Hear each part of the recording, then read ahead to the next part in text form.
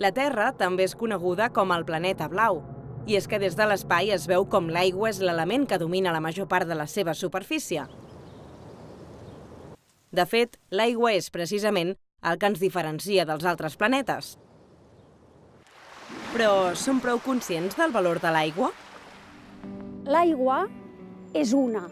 Sempre parlem dels diferents tipus de l'aigua, però al cap i a la fi, l'aigua en el planeta Terra sempre és la mateixa.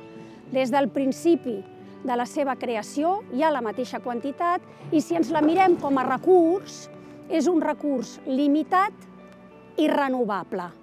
Això vol dir que, com molt sovint es diu, quan ens bevem un got d'aigua, ens podríem estar bevent molècules d'aigua de les que es va beure un dinosaure o una llàgrima de Cleòpatra. L'educació ambiental és una eina excel·lent per acostar el cicle natural de l'aigua a persones de totes les edats.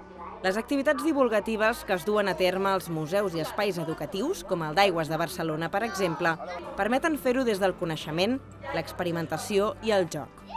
Educar en l'aigua és educar en ciutadania, en com ens plantegem la nostra participació en el context urbà i com ens posicionem envers els nostres conciutadans. És educar també en sostenibilitat, com ens plantegem que aquest recurs, que és l'aigua, que és un recurs vital, potser el més vital de tots, és sostenible i el fem perdurar.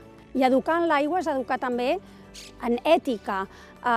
L'aigua és un recurs limitat que no tenim dret a utilitzar de qualsevol manera. Que surti per l'aixeta no és un miracle i, per tant, n'hem de fer un ús responsable.